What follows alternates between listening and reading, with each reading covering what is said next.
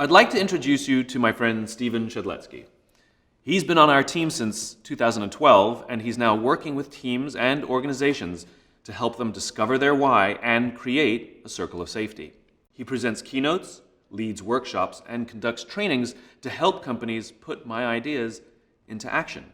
Stephen, it's such a treat that you and I are actually in the same place. We're both always on the road sort of spreading this message. I know that my millennial talk sort of went a little crazy and lots of people are talking about this millennial thing. But one of the things that I didn't realize is how those four things that I talked about, parenting, impatience, technology, and environment, actually had an impact on you and your career. Yeah. Well, I see a lot of myself in those 4 points that you described. On my very first day at my very first job, 1,000 people were let go. I was the kid walking in as there were many walking out, so talk about environment. I was one of those millennials who 5 months in hated his job. And at first, I made myself wrong for it. What's wrong with me? I made a choice. Why am I not loving this? And fortunately, through reflection and introspection and a lot of mentors and your talk, I discovered the impact I wanted to make in the world. The issue is that peak of the mountain, being at the bottom and not realizing the journey it takes to get there, the hard, long journey it takes. And fortunately, right time, right place, we got to join hands and I got to join this team. And this team has taught me so much. It's taught me about trust and patience.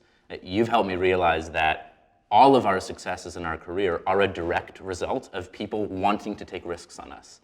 And so the question is, what are the conditions we're creating to enable others to take risks on us? And as I'm a new parent, a new dad, and as I get to be a leader on this team, I get to help my daughter and people on this team grow. And I love giving that to the clients that we work with as well. Well, I have to pay you a lot of credit. I remember when you joined the team, how much you were always pushing to do things, and you had no experience doing anything. And I remember we gave you jobs that you didn't understand, you didn't want to do them, you kept thinking they were beneath you. And it was a little bit like Karate Kid, we had you sort of painting a fence, and you're like, why am I painting a fence? But I have to pay you a lot of credit. You were open to doing those things, and I pay our team a lot of credit, that they continue to coach you. And it's really sort of been an amazing thing to see you sort of grow and become who you've become. What's also amazing is you've been on our team all these years. I think that's unheard of for someone in your generation to be in a job this long. Yeah, and now I have patience because I can see the long term. I can see the impact we're all attempting to create. And so I'm not thinking of the next job. I'm thinking of what more can we do to make an impact, to change the world in the way that we see it.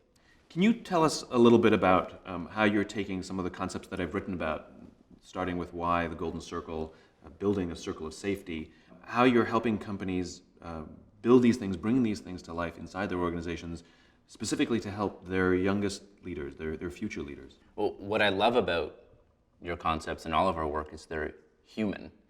Millennials are just like any other generation in what they want. Maybe they're the ones who have the guts to ask for it first or to expect it, which I think is actually wonderful because it's creating a change. What I find amazing, and I know you do too, is the lack of training within organizations. People get promoted, but there are not nearly enough organizations who educate and teach their people what it means to be a leader and how to be a leader. And that's what we do. Stephen, you're out there traveling around, you're meeting lots of different kinds of companies and organizations. What work do you find the most fulfilling? I love moving where the energy is. It's convenient when the head of an organization believes in this message, though that's not always the case. We talk about the concept of nested whys, that there's an overarching organization of the why, but yet each department or team or region or unit can have their own why. And I love working with VPs, directors, middle management who see the world the way we see the world and who make a choice, because that's what leadership is, to create this change, to create this circle of safety where they work. That's what I love. And visiting them months later to see the impact and to see the transformation, because we know this work of leadership is not a checklist, it's an evolution. Well, I have to say, I absolutely love having you on the team, and I completely trust you implicitly to bring these things that I write about and talk about to life. We imagine a world in which the vast majority of people wake up every single morning inspired to go to work, feel safe when they're there, and return home fulfilled at the end of the day. And it's people like Stephen who are out there helping organizations, getting his hands dirty. So I can't tell you what a joy it is working with you, and I love that you're out there doing it. Thank you so much.